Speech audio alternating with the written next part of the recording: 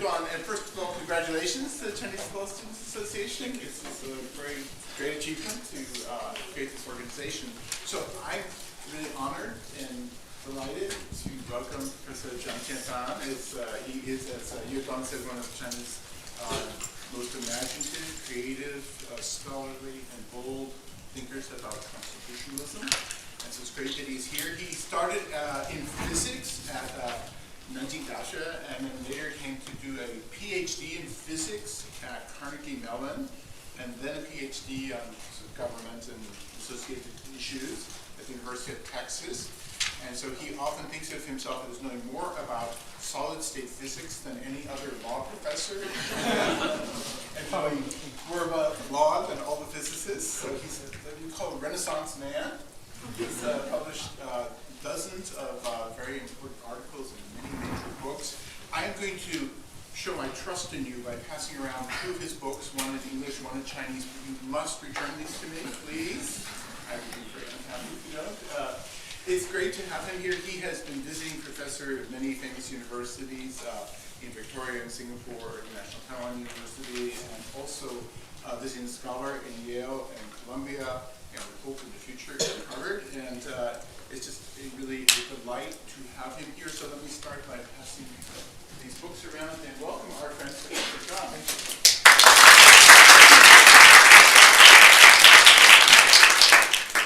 Well, thanks, Professor Alfred, for invitation and for kind words. And it's good to see Professor Tashnet, who taught American constitutional law in the summer of, I believe, 2010.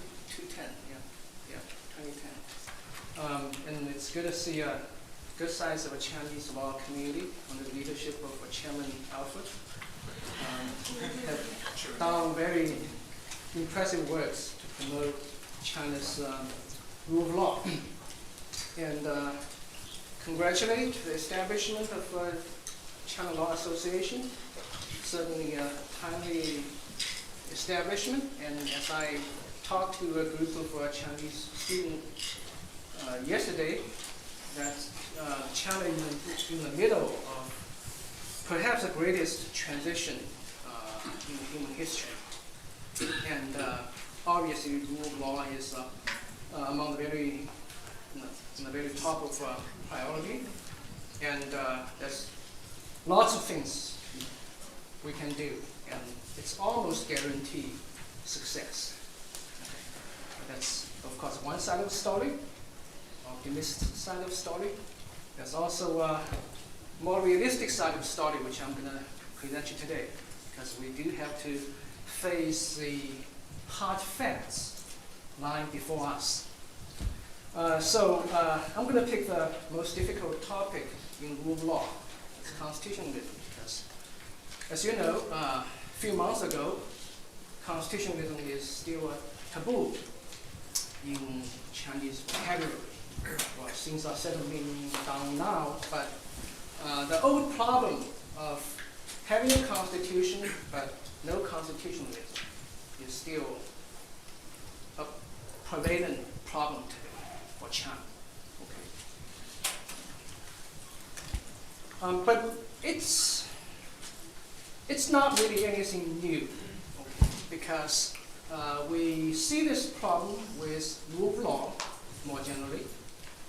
That is, anybody who either come to China or study Chinese law knows this very large disparity between law on the books and law in reality, right? So, after the 30 years after the Cultural Revolution, we have lots of laws, but we are still very far from the rule of law. So these two things are never the same thing, and it's not a new phenomenon because it has been in our history for thousands of years. We can go as far as to Han Dynasty, where we have a very good, enlightened emperor who want to do good things for the people and to improve the criminal laws. But, when it's implemented, it gets twisted. And actually, the situation got even worse. And that's probably one of the earliest example. We call it more history. So one of our scholars, whose name is Wu Si, captured this phenomenon by a very vivid term called latent rules, 潜规则. In other words, the laws and regulations on the books don't really work. What's working is really these, whatever, latent or hidden, dormant, anything you don't really see on the paper, published, okay? So the law on the paper don't really work, and what's working is not explicit. And this phenomenon apparently is not limited to China. I was doing research in Yale Law Library and saw a book published 20 years ago talking about African constitutions. And they used exactly the same title as I did today. That is, constitutions without constitutionalism for lots of African states. Okay, so a large disparity between law and reality, and this is particularly relevant to authoritarian states, where we don't have the democratic political pressure for the government to implement laws. Okay, now the first question is that, well, when we talk about laws today in China, it's often used in the positive sense, and laws are good. They are good laws, and this is true. Actually, for most of the Chinese laws, we don't really have a whole lot of time explaining what are so-called laws today in China, but just take my word for it. Okay. But why authoritarian state make good laws? Okay, and we can go back to our Confucian tradition. The tradition, if we use Lincoln's word, it's a tradition for which insists that the government should be working for the people, but not by the people. Okay. So we want the laws to be good, to serve the need of the people. But once you enter the implementation stage, then you can find lots of real conflict of interest, because these laws are going to hurt the vested interests. So the implementation will simply stop.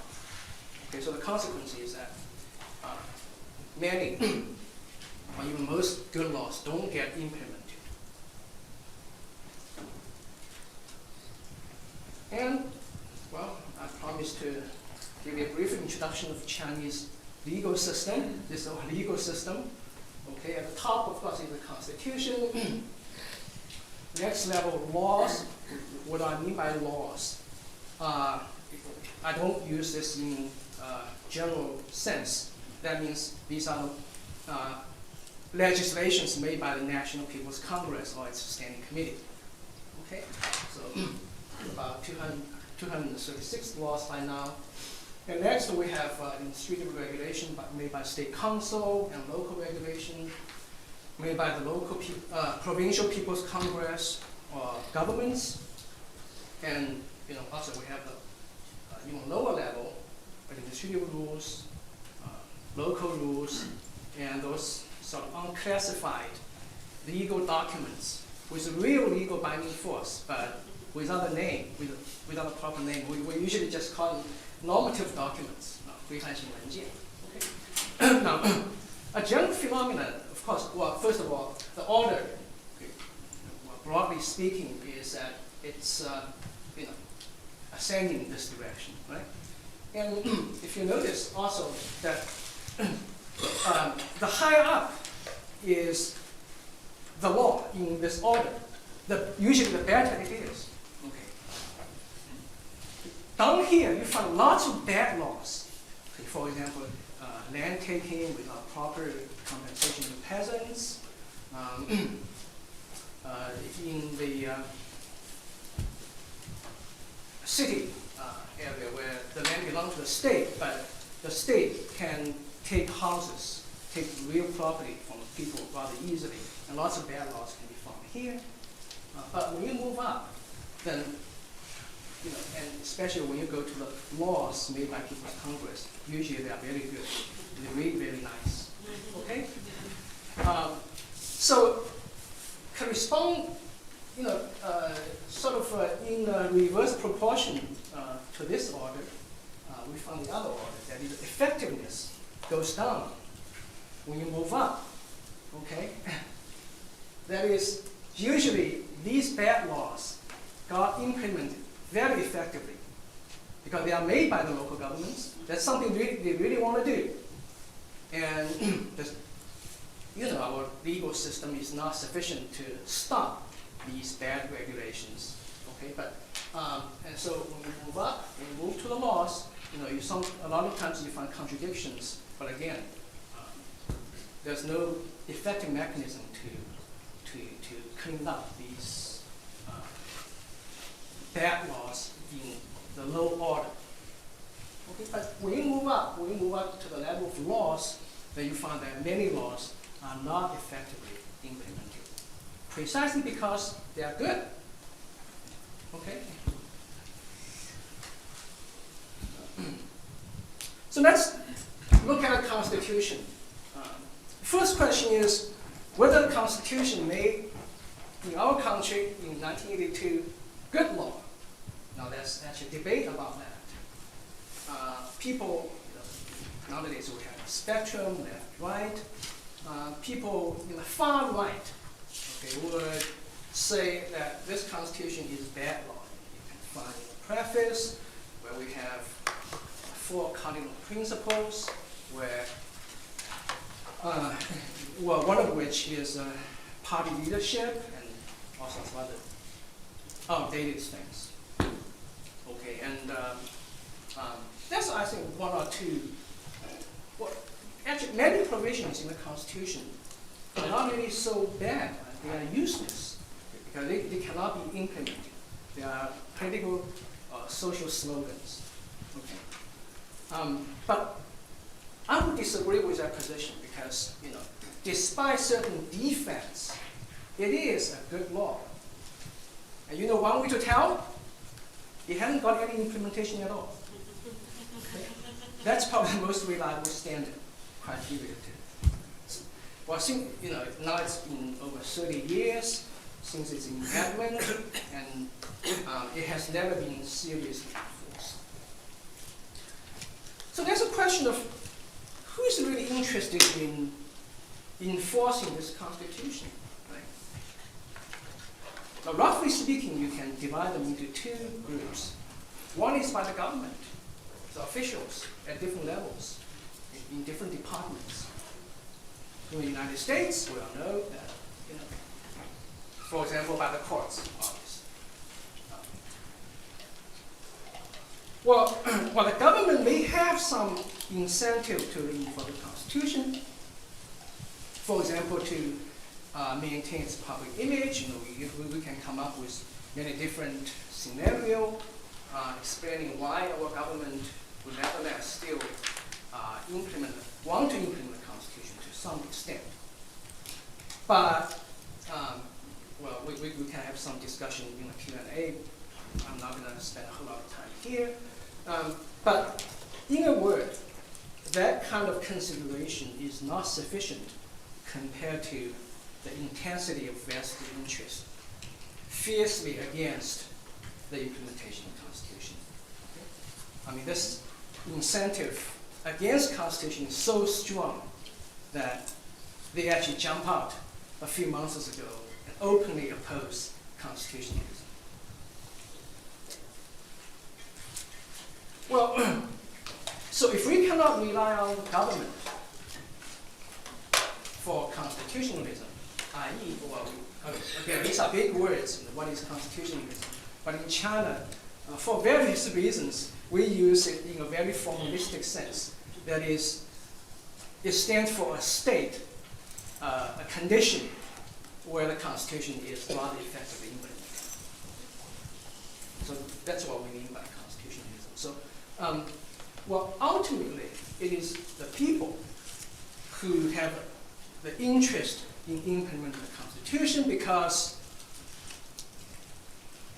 that's why the Constitution is made. Right? The Constitution is made to protect the people, to provide them with fundamental rights. So it's in the basic interest of the people to implement the Constitution. If you leave them out, and I believe that in any country, including in this country, the Constitution will not be effectively implemented. Well, you can see this very clearly in China. So summarize, back to my title, I basically argue for two types of mechanisms for constitutional implementation. One is through this official line. Well, that is, the government, by and large by itself, sometimes it may have some social pressure, but not enough to push it in certain definite direction, to take some very concrete measures. But so by itself, it implements certain provisions of the Constitution. The other one is the populist line, but the populist line is not do away with the government, obviously, because we're talking about constitutional implementation, and of course, ultimately, only the government is in a position to implement the Constitution or any law. Right? That's quite obvious. So as long as we don't, opt for revolution and stay with reform, I believe this is what the constitutionalism is about. We have lots of debate in China today, about where China would go in future or even in near future, whether we will stay with reform or we will, the reform will fail eventually and we have to go to some sort of revolution. So as long as we stay with reform, then these are the two major mechanisms for constitutional implementation. Even if we talk about the populist line, that only means the initiator of reform is from the society. And the government is sort of pushed along in that direction. So official line first, the landmark case, as many of you might know, is the Qi Yulin case back in 2001, where our Supreme Court applied Article 46 of the Constitution, basically by giving an interpretation of that. Now, this is the first time since, at least since 1949, where the Supreme Court applies the Constitution in a case. And I'm not going to explain the background for consideration of time. Okay, so I'll categorize this event as an official line of cases. Well, actually, that's the only single case we have now, because although knowledge of judicial review in America, in Germany, have been introduced to China, but I don't think we have enough pressure for the government, for the Supreme Court, to choose to deal with things that way. It could easily go other ways, all right? But for some reason, it decided to use the Constitution for this case and created a huge enthusiasm in the legal community, especially in constitutional law, because it is a surprise. Okay, so nobody expected this. Well, unfortunately, this case become the lonely. Well, how should I say? It's not a precedent because there's nothing that follows it. Okay, so it just ended by itself. Actually, the Supreme Court passing the internal notice not to prevent similar applications from happening. And by year 2008, we have this new president to the Supreme Court, and he stopped the legal effect of this interpretation altogether. Okay, so that's the very end of the Qi Yulin case.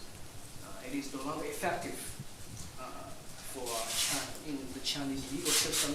And also the judge in charge of Qi Yulin case, who later promoted to the vice presidency of the Supreme Court, Huang Zhongyu, got charged for corruption and given a life sentence.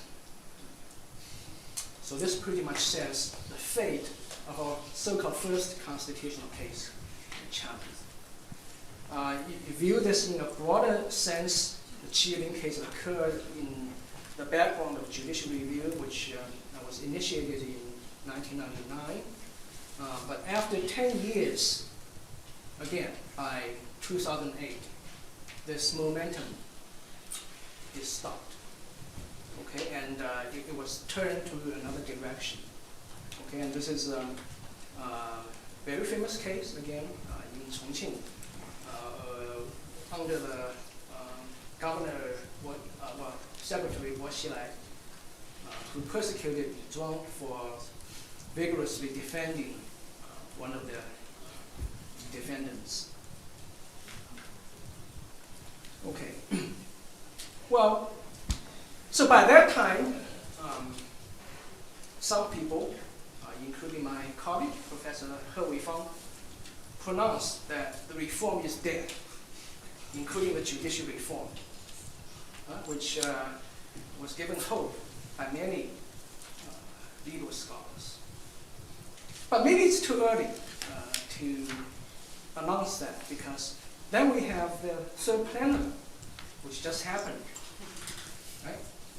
The third plenum published a decision with 60 points, all of which I think are very good, including the judicial reform. It even has one article about the improvement of constitutional authority. That's the word it uses, and to improve the mechanism for implementing the Constitution. Okay. So the Western press take the third plenum as something called a self-surgery that the current government want to undertake. But now, I don't think we're simply out of this dilemma of having constitution but not constitutionalism.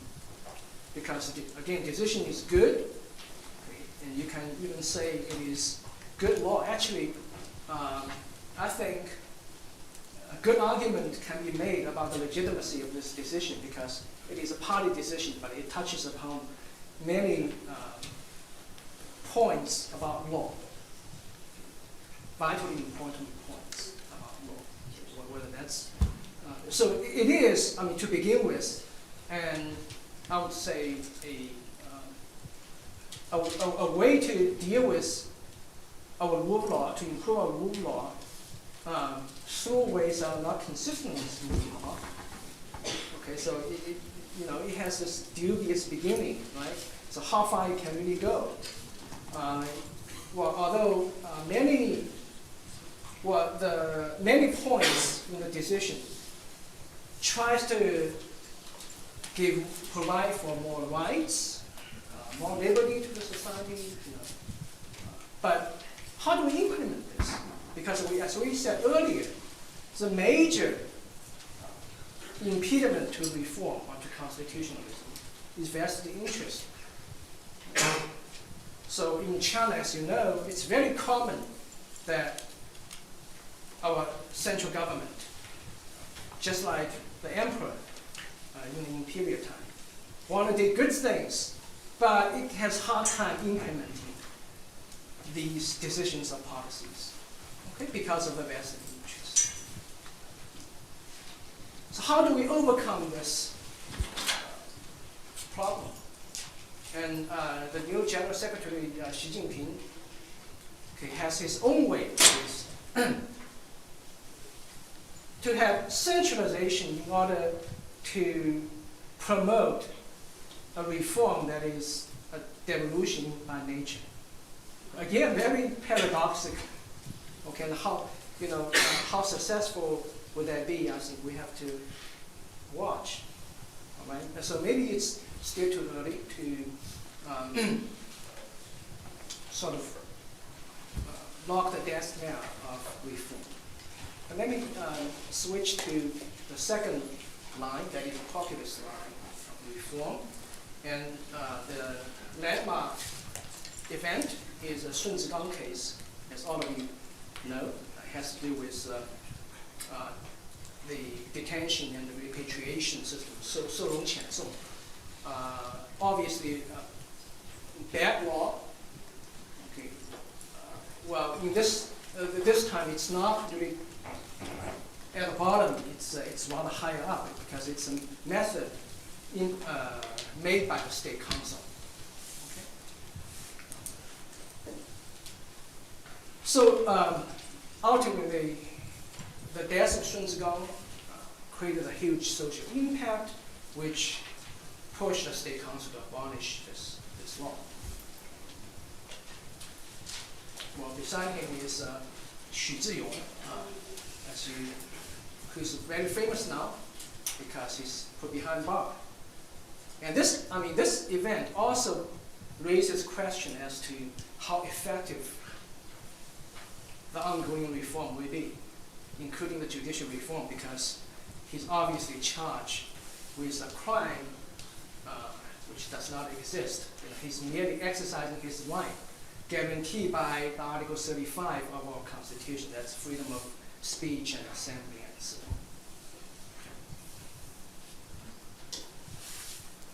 on. Well, I'm probably using too much of my time, so I'm not going to explain the details of the system. It's enough that you know about it. So, unlike the Qi Yulin case in the official line of reform, the Sun Zigang case has many results, has many followers. Okay. Well, for example, the household registration or residence system, which is a root cause for so long qian song, has undertaken reform. Okay, but slowly, but something is happening. There are other areas which apparently has, no direct relationship with the hukou system or so long qian song. It's also undergoing reform, and the model or pattern is very similar to the Sun Zigang case. Okay, so I named Sun Zigang not as an individual event, but as a model. And this is a dominant model for China to improve its human rights policies in the recent decade.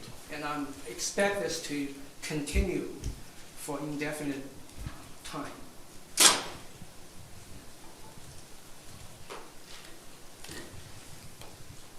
Okay, so as I already mentioned, the household residence system, which has lots of implications. One implication is, you may not expect, is examination, the right to take examinations where their parents work and live. Okay, and this is what the second picture is about. These are the so-called non-registered residents in Beijing. Okay, there are thousands, probably hundreds of thousands of them. They have lived in Beijing for a long time, perhaps longer than I did, but they don't have hukou. So as a result, their children would have to go back to their so-called hometown, but actually it's the place recorded on their hukou to take examinations. And we have different examination to college examination, which we don't have a uniform one nowadays. So every province have designed their own exams. So this imposed a very harsh difficulty on these children. So they get together. Well, one difference between Sun Zigang case and this case is that Sun Zigang died, and it's a very shocking tragedy. Okay, but we sort of joke, because I also work in this area. We were working with these parents, and we sometimes joke that nobody died in this area, so that's why it's moving so slowly. But actually, we also made rather good progress, because by last year, most of the provinces have implemented good policies for these children to take exam at the local, at the same place where they live.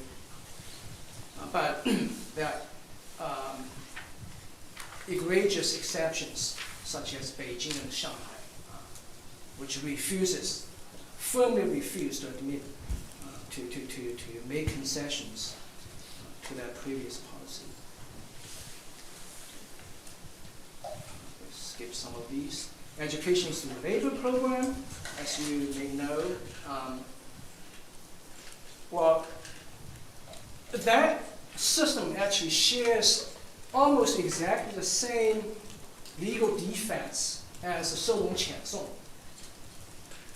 Okay, because you can argue on a constitutional level that it is violating these people, well, for example, 收容遣送, violating their personal freedom to move around, and same with the education through labor program. But a very technical point is that these measures are illegal in the rigorous sense, because they violate Article 8 of legislation law. Okay? Both of them have exactly the same nature. And both programs existed for decades. Okay? So when the 收容遣送 was repealed in 2003, very quickly, people argue that this one should be abolished too.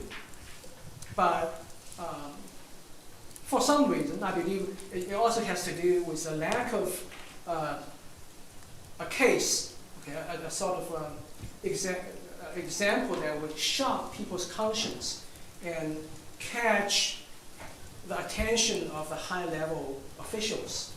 Okay, so this has never made any progress until the very end of last year.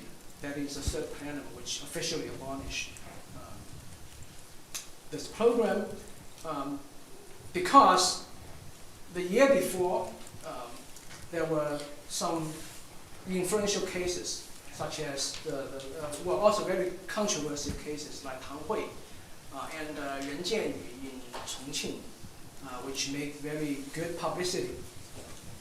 Okay, and so as a result, this is the end, and we're talking about this. Now this system is abolished, but whether something similar would be, put in place, we have to see.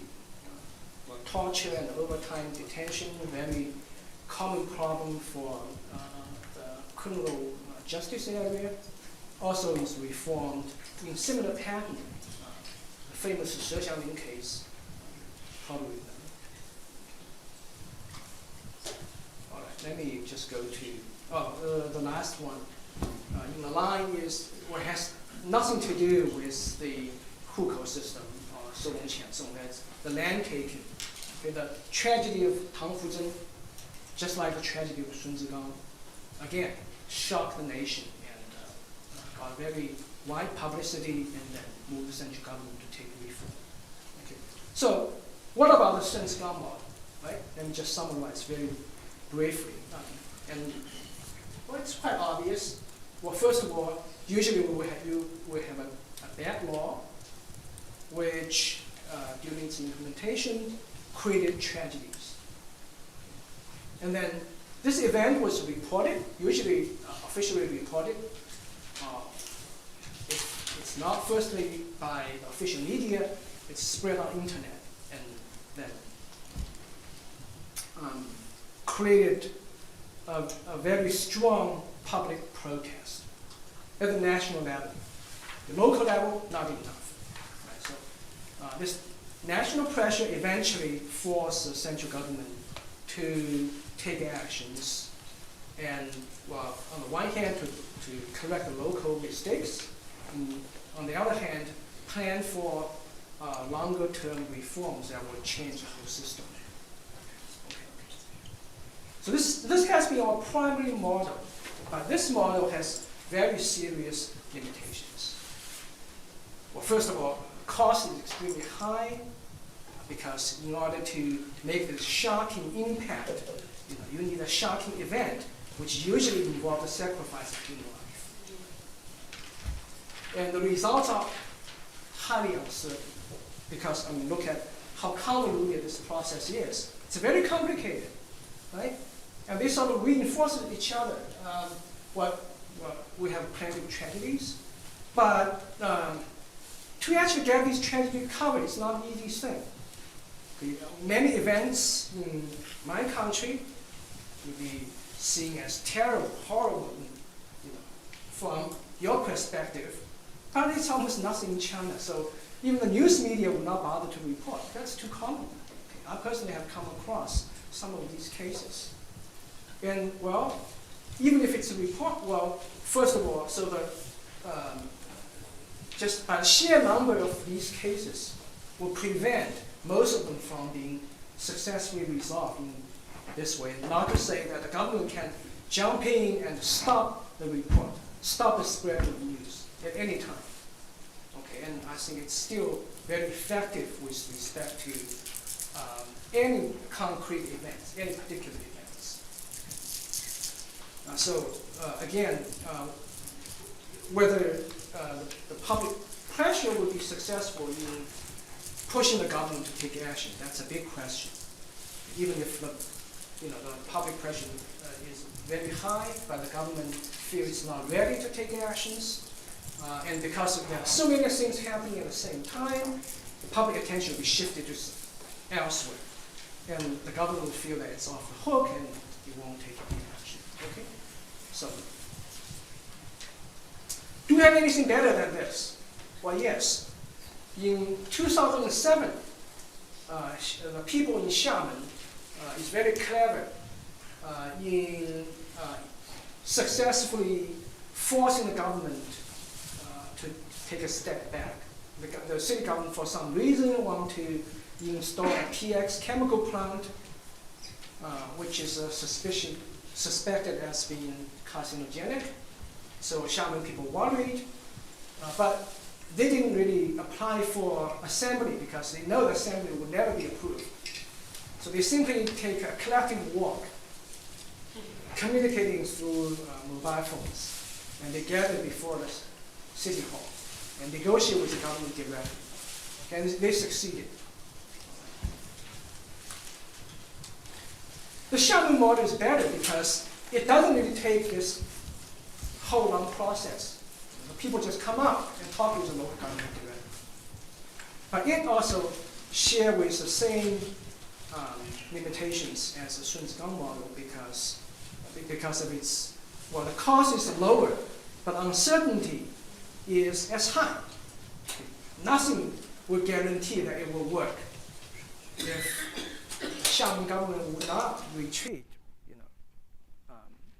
that's the end of the story. And actually, we found other cases which look exactly like the one in Xiamen failed. For example, in Chengdu, 1 year after the Xiamen event, exactly the same thing in Chengdu, also a very popular city. The Chengdu people imitated Xiamen to take the collective walk, but organizers were arrested.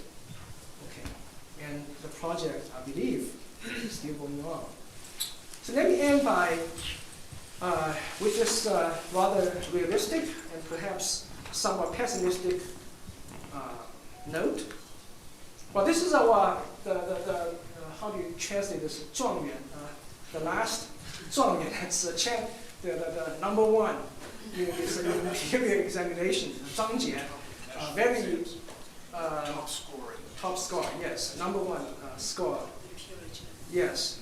A real outstanding entrepreneur and also thinker, and he pointed out very relevantly that, well, constitutionalism really need the collaboration of both the governments and people. Okay, so it will not succeed if one party is missing. Okay, so official line and populist line, they really have to work together. All right? And well, I know that in America, you're actually having a rather recent debate. And I believe Professor Tushnet, who's here, have written books on taking the Constitution out of the hand of the court, which I think the Chinese experience would, give you some support, right? You cannot just rely on governments. But on the other hand, if the system simply doesn't work, right, and you find it's almost impossible, well, it's not impossible, but it's very difficult to make any progress. So Chinese experience really speaks for both ways. Or the Constitution needs institutional protection that make government accountable and make the system moving, okay, so that people can use the system effectively to protect their own rights. But ultimately, it is up to the people to vindicate their own rights, to vindicate the Constitution. And if that role is missing, China, which means the case of China, you find nothing will go ahead. And so, let me end with, in order to give you some hope, our recent event in Wukan village in Guangdong. So far, unfortunately, that's the only example where people stand up and they don't simply go to the streets and fight for their something very concrete. For example, their land taking or environmental fear of environmental disasters. Okay. But they actually successfully elected their village official. Okay. Now, this is the example, I think, for every Chinese locality, because if the people don't stand up, then I'm afraid the government will be very happy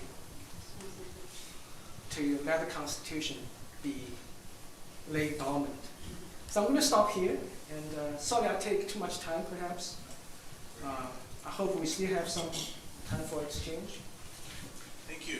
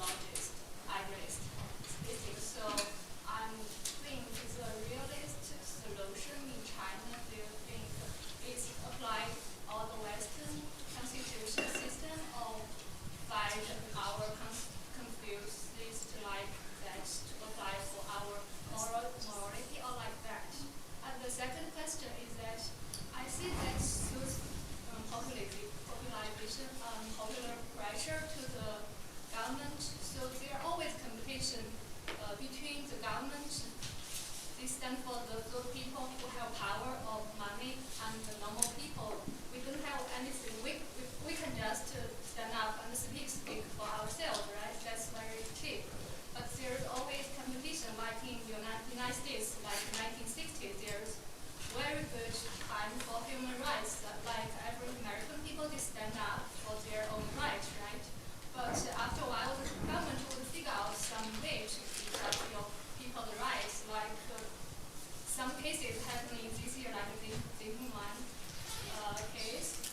people disagree, but the Supreme Court or the court in Florida, they would do whatever they want, right? That's only my opinion, very personal opinion. But so do you think in China might be good time for us? Some cases people stand up, like gather together to speak for ourselves would be good time. But after a while, the government would still figure out a way, right? Well, you make good points. That well, I did write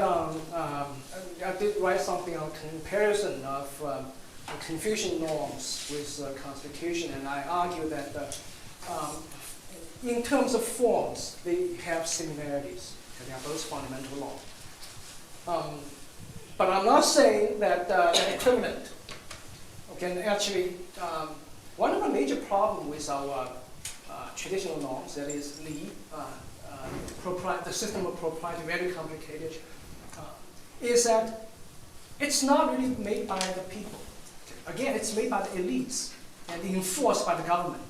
It's very, I think it's almost a miracle that the government can enforce such a corpus of regulations so effectively for such a long time.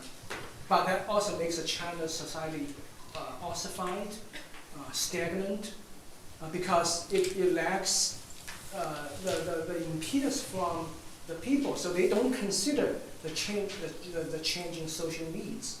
Okay, so although we can talk about this, and when I use Confucianism nowadays, I mainly make use of its moral courage. Okay, so I'm not saying that we should implement the Confucian system, bring it here, and I just visited the museum, there are lots of old things, and make it sort of a specimen in the museum for people like Bill or Yuan Yuan to marvel at, right? That's not our point. We need a working system, really suitable to our people's needs, and it could be different from the Western system. But ultimately, at the bottom line is that the people should have the freedom to choose and decide. They have free discussions, and so they can come up with a reasonable solution, and the majority will decide. Okay.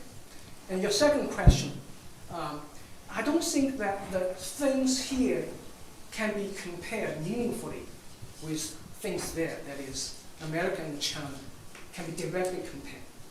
You have controversial cases. There are people who are dissatisfied with the Supreme Court ruling. Okay, but the basics are shared in common. For example, the Xu Ziyong case will not happen. All right. So you talk about the things in the 1960s. I think it made a great advance in terms of racial equality, if nothing else. Right?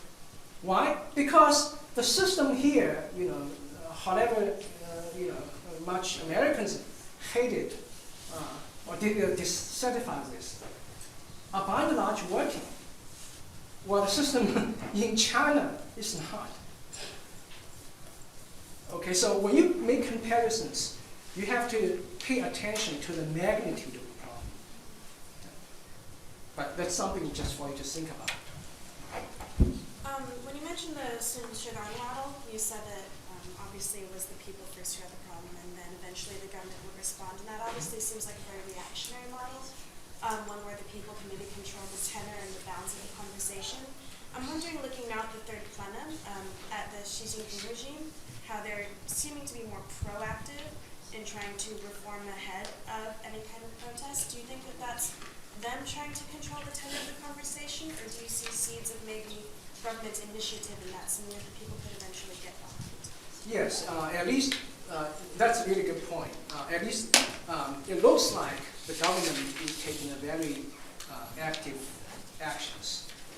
But if you take a look at the 60 points in the decision, actually they are collected from the society. It's not some genius solution that government intellectuals come up with by themselves.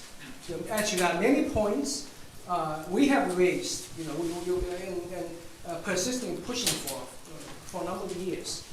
Okay, so it is actually taking seriously taking the opinions from society and then put them together.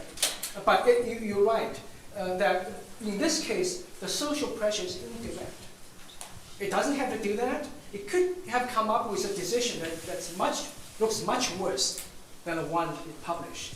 And frankly, there's nothing the Chinese society can do. But it's doing that. Now, my only concern is that, well, first of all, how sincere is this? Is this another facade, in other words? The way we look at socialist constitutional law is that a lot of times they serve only as a facade. It's a pretty face, for decorations. They don't really mean it. Okay, now do they really mean it? Well, generally speaking, I doubt it. Okay, because the vested interest is an enormous group, and I would say the top of which is precisely the highest official in the central government. Right? They make the most out of it. So are they ready to give it up? I have serious suspicions. But I do think, and I think good argument can be made, that this very top, that's a general secretary, should have, if he's rational, if he's smart, should have incentive to make things better. It's just like an emperor in ancient China, right? This country, actually, the way we view that before, is that this whole country belonged to him. The people, the land, emperors, right? If he screwed it up, then he's hurting his own property. That's irrational. And for the general secretary or the very top leader, now if he makes things happen, if he really makes constitutionalism succeed, then he will be, in other words, 名垂青史, that forever the glorious figure in history. Right? That's something, all the petty interests, money, power, even women, they have enough, right? They should really aim for something greater, more grandiose. This is somewhere to go. So I think he may have sincere, and he and a few others may have sincere wish to make it work. But now we come to the second question, that can he do it or not? Even the emperor in China, I don't have time to explain the Han example, cannot possibly do it. And there's a question about his real position, that is, by name, or if you speak in terms of law, he's supreme. But actually, we have a lot of veterans, right, who's more senior in the party. Can he really make things happen? And below, we have a gigantic bulk of vested interest. Can he? Well, the few people, 7 people, right? The 7 little men in this group. Even if we assume they are unanimous, can they really remove this enormous impediments? I think these are very serious questions. And without collaboration from the bottom, from the people, I have very serious suspicion about that. Thank you. You mentioned in your lecture that vested interests are one of the greatest obstacles to constitutionalism in China, and you also mentioned that certain enlightened parts of the authority do formally enforce the Constitution. And I wonder, could you give us some examples of vested interests and some examples of enlightened parts of the authority and why they are enlightened or others are not? Well, yeah, we have all sorts of examples. Right? For example, land taking. Every reform, all the 60 points, and there are maybe some points with each point involve vested interest, land taking. Okay. Now, actually, it will involve many parties. It's actually a complicated story, right? It began with 1994, where we have this divided tax system. So central government actually take money away from local governments. And so eventually local government figured, and the central government sort of sort of agreed and made a tacit agreement. Yeah, we took the money away. We know that you need money, so why don't you find some way to do it? And they began this real estate establishments and land taking countryside and so on. Okay, so now if you really want to reform, well, I would say that no matter how you do it, the substance is that the government is going to leave the property to the people. So you can no longer lay your hand on, say, the peasant's land, so which means a loss of income, right? Well, elections, even judicial independence. Well, if they are really independent, and you have a relative who is a party of one of the litigants, and so your words will not count, that a conflict of interest. So everywhere, every reform which tend to make things better for society would hurt somebody in the vested interest, and they are in the power to stop it. So you meant vested interest at various levels of Right. the All force, levels. right? Yes. Not And only including central the level, ones national not in government, but in connection with government, and they probably bribe the government to get that piece of resource. For example, developers in the land taking and construction process. Yeah, they are all part of it.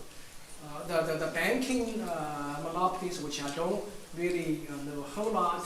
I mean, there's huge vested interest there. And the Supreme claim that they're going to reform this area, but is that really possible? They're not going to stand up and say openly oppose the reforms, but they're going to do things without our knowledge. Right? We're running a little bit late, so shall we take one more question? Thank you, Professor. I remember you mentioned that one of the major obstacles for judicial review in China today is that a lot of the members in the judicial branch, the people in power, they don't have the incentive to really implement judicial review in China. So do you think that the system of judicial review is fundamentally incompatible with the judicial system in China today, or do you think it's possible for China to still have judicial review without adopting a Western-style democracy? Yeah, well, you actually have a number of questions together. I mean, they are good academic questions. Well, first of all, what judicial review, what do we mean by that, right? Well, the strongest sense of judicial review means that you're going to have a court to review the laws made by People's Congress. And this could be potentially problematic, given our Constitution is based on the supremacy of National People's Congress. But I mean, even jurisprudentially, I think there are ways out of this. Okay, so we're not going to discuss that. And actually, the judicial review we are advocating is not a strong sense of judicial review. We're talking about review of those legal norms at the bottom. They are not laws made by People's Congress. They are just regulations, rules made by a very low level of local governments. And because these are where the bad laws come from, most of the bad laws come from. Okay? So if you review these norms, there's no question about the compatibility with the constitutional framework. But as you mentioned democracy. Now, I'm not going to get into this because I sort of touched on this question. I'm basically saying that reform like judicial review in China would not substantially happen without democracy. Even in this country where you have both democracy and judicial review, you talk about their conflicts. What judicial review is, has this so-called counter-majoritarian problem. But actually, most of the time, I mean, to begin with, they are consistent. Okay, and without democracy, you will not find.